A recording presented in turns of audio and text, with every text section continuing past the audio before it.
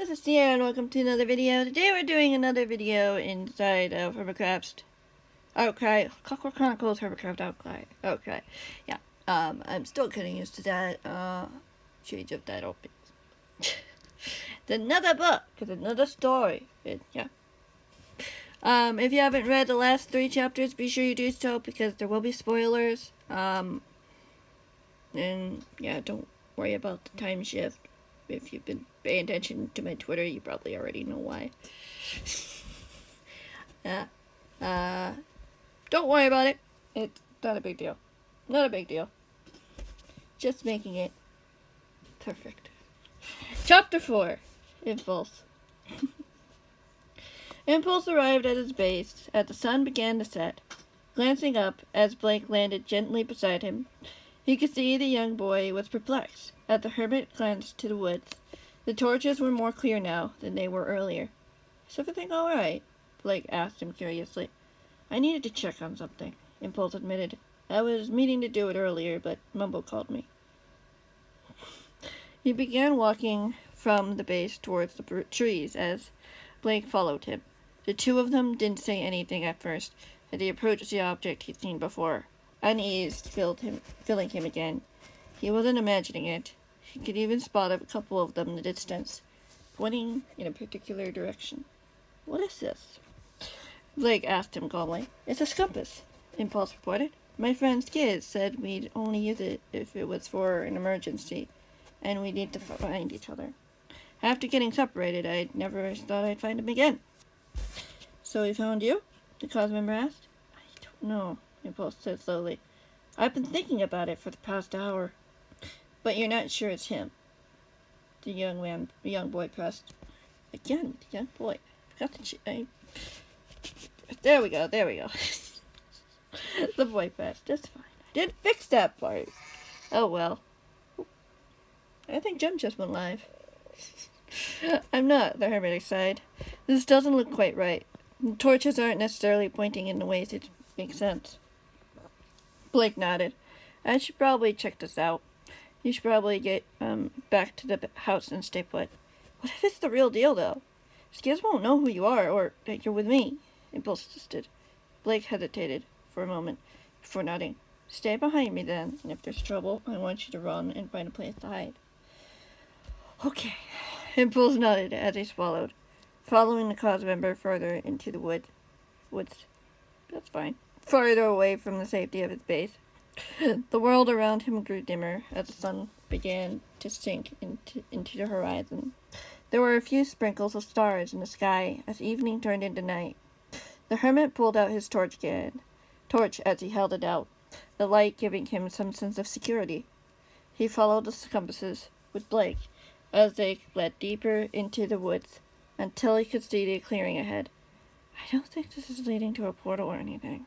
I don't see any light. Can't be so sure of that yet, Blake said firmly, as the hermit nodded as they neared the clearing. He crouched down behind some bushes. He peeked over to look out into the clearing. The area appeared empty, holding an unactivated portal as he glanced around. I don't see anyone, Impulse whispered. Neither do I, Blake confirmed, his tone much more serious. Should I call out in case... Impulse started before he yelped in surprise, and an arrow flew over his shoulder as he was pushed down. I see them! An unfamiliar voice shouted. Run, Blake told him firmly. What? Impulse asked as he looked up, Blake helping him to his feet as his escort pulled out a sword. They could see 3 men charging toward them. Go, Blake insisted. I'll be right behind you. What about Skiz? Impulse asked uneasily. You won't find your friend here, one of the men sneered as they caught up to them. We could gladly bring you to him now. Impulse tensed as realization set in. He didn't. No, he didn't. The second man chuckled. We only know where he is. We weren't told to fetch him. But, yeah, anyway. The hermit's eyes widened as he pulled out his rockets again, taking a step back nervously. You can run, but you can't hide forever, hermit. The third man taunted. You'll have to get through me first, Blake said defiantly. So be it, one of them chuckled as he pulled out a spherical object, as the hermit made a run for the clearing, launching into the air, just missing the man trying to grab for him. "Get out of here!" Blake told him as he knocked one of the men against a tree. Impulse nodded at the young boy, just as he dodged an arrow that flying higher into the sky, away from his face. He heard rockets behind him, not wanting to look back, as he launched another rocket in hopes that it'd be enough to escape. "You can't outrun fate, Hermit," a man said from behind as the hermit gasped, dodging out of the way as the pearl flew past him. The man landed on the treetops. His cold eyes met his, as the hermit flew higher up, seeing what he was looking for ahead as he adjusted his flight, speeding up exponentially. A few more arrows flew past him. He could see Tango's base ahead as he realigned his flight. Repeating myself. Landing gracefully on the ground below just as the pearl flew to the treetops as the hermit scrambled for the door. "Help!" Impulse shouted, hearing his voice echoing as he reached for the doorknob as he was snatched from behind. He yelped as he was flung backwards, landing onto the earth. The man looming over him as the hermit attempted to scramble back. The man instead grabbed him by the arm and pulled him up, grabbing him hold of him as he chuckled. "Let me go!" "You do create quite the ruckus," the man mused. "First, you and your petty escort try to stop us, and now you fall for our trap. You should know better than to underestimate us." "What do you want with me?" Impulse insisted as he struggled to pull away. "Oh, you'll see," the man chuckled. "I don't think so," a voice said from behind. As the man yelped in surprise as someone grabbed him, the hermit releasing himself from the man's grip as he ran for the door. He looked back to see Tyler, tossing the man to the ground as he groaned. The class member looked up at him. "Get inside. I can deal with this." What about Blake? He's still back there," Impulse asked with uncertainty. "One step at a time," the man replied softly, as he kicked the man lying on the ground, knocking him out cold. "Tango is upstairs if you want to hang out with him." "Thank you," Impulse stood in relief as he opened the door and closed it behind them, running over to the window as he pulled over the blinds, covering the window as he sat down, still partially out of breath after the whole ordeal. He let out a sigh as he put his hand over his face for a moment, trying to calm himself down. He should have known it was a trap. Should have known the men would have been willing to wait until he fell for it. It was one thing for him to come for one of his friends, but go after him as well? And not only him, but threaten one of his friends? Not sure about that sentence. He groaned as he lifted his head again. The dread filling him seemed unbearable as he pulled out his communicator, pressing a few buttons, barely even registering what he was doing until the device connected. "Hello, it's been a little bit since I heard from you," Rose's voice said from the device. "Rose, do you know anything about Skids' whereabouts?" Impulse insisted. "I was about to tell you that we found him a few days ago," she replied simply. "Did something happen?" "They know where he is," Impulse said quickly, as he heard footsteps coming down the stairs. "They know our secret." "Knew our secret." Rose didn't say anything for a moment.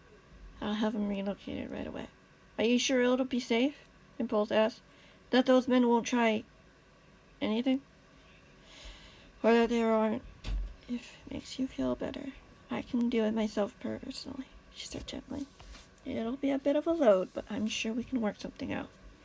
I just want to know the men won't get to him," Impulse said determinedly, swallowing as he shook his head. "They won't, I promise," she said reassuringly. "But you're safe, at least?" Impulse looked up, seeing Tango standing just in the hallway. The hermit nodded as he replied, "Yes, I'm safe." "Good. I recommend you stay with someone for a little while until we can sort this out," she replied. "I will," he said, a little more confidently. "I'll reach back to you as soon as everything is taken care of," she replied matter-of-factly. "Looking forward to it," he nodded as the connection was cut, putting the device to the side as Tango walked into the room. "What happened?" Tango asked. taking the moment he had to say something. Chet screaming in the background. I'm not even sure, the hermit admitted as he shook his head. The men tried to lure me into a trap, and it almost worked. I'm glad it didn't, Tango replied, with a smile as Impulse stood up. The hermit returned the smile as he glanced toward the window. Seeing a familiar shadow fly past, his smile widened with relief as he saw Blake land on the ground, looking in unharmed as Tyler went up to meet him. I know Skids is in good hands, Tango added, redirecting his attention back to the conversation. Me too, the hermit nodded. I just needed to hear it. It's just unfortunate that the men found out when they did. How did they lure you out? Tango asked. They used a compass. The hermit replied. He told me not to use it unless it was an emergency. So seeing them worried me. I wish I could have figured this out sooner, without putting myself in danger like that. Should have checked with Rose. It's okay, Tango reassured him, putting a hand on his shoulder. What's done is done. You got out of it. Everyone's safe. That's all that matters. Impulse nodded as the door opened as he looked back to see Blake walking in. His expression was firm before it softened a little. Good to see you made it out in one piece. Barely, the hermit smiled as he went over to his escort. You're okay? I learned from the best, the boy smiled. I had it. Thank you, the hermit said happily as he embraced him briefly before pulling away. Any time, the boy said confidently. Tyler walked in a second later as he returned the communicator to his pocket. Unfortunately, Devon just issued an emergency lockdown until tomorrow morning, Tyler said calmly, glancing over at Impulse, which means you should probably stay here for the night. I might stay here for longer than a night, if that's okay with Tango. Impulse chuckled nervously. Fine by me, Tango nodded as he frowned. What happened? Is everything all right? Devon didn't give me any details, Tyler sighed as he shook his head. Just to keep you two out of sight for tonight. Impulse nodded as he stifled back a yawn. I think I'm going to go get some sleep. Honestly, there's a lot of things that need to be done tomorrow. Impulse is right, Tango said quickly. I should probably finish things up and call it a night as well. You two get some rest then, Blake smiled. You'll be safe here. Hopefully it's only for the night, Impulse said calmly. I agree, Tyler replied. Though I wouldn't be surprised if a meeting is called for the morning. Good night then, Tango said with a nod as the two hermits went for the stairs, Impulse freezing when his communicator went off. Hang on, the hermit said quickly as he rushed back to the device and picked it up, connecting the call as he followed Tango up the stairs. Hey, Jem. Hey, I just wanted to call in to make sure everything was okay with you, she said, her voice sounding a little concerned. There was a little bit of a commotion, but I'm okay. Impulse replied. I am hanging out with Tango for a few days, probably. Nothing serious? She asked as she slipped into an empty room. As he slipped into an empty room, closing the door behind him. Nothing that can't be handled, Impulse reassured her. I'm okay. Okay, she nodded. You did seem worried earlier. I know it's under control now, Impulse replied. Do you know anything about what might be happening? No, she sighed. I thought you might know. Whatever it wasn't related to me, the hermit frowned. At least that we know of. What do you mean? Jim asked, warily. Those men had something planned. They tried targeting Mumbo for a reason, and they came after me for a reason. I don't know why, but we have to be careful and stay together. Okay, she replied. We'll have to reconvene and come up with a plan then. Tomorrow? Sounds good to me. Impulse agreed. Good night. Good night, she said happily, as the device disconnected. The hermit placed the device on the nightstand before pulling back the covers, climbing into the soft bed as he glanced out the window, seeing nothing that could be a potential danger. They were safe here. For now. Anyone at that moment. For now, anyway. Oops. I spoke too fast. At that moment, though, it was enough for him as he drifted off to sleep. Although I do want to thank Skiz for helping me out back there on Twitter. As of uploading this video, you could probably look back now, because you'll probably be seeing this in October. Definitely in October. Probably on Halloween, actually. Yeah, on Halloween. Yeah, Skiz helped me out with the spelling. As I asked a question. And I was hoping one of them would answer. Because I wanted to make sure I spelled compass right. Because originally I spelled it differently, and I wanted to make sure it was correct. Because I never saw it spelled out. So, yeah. Well, if you ever were wondering, that's how you spell it now. It's canon. Anyway, thank you guys so much for watching. I do hope you enjoyed, and I will see you the next one. Whenever that might be.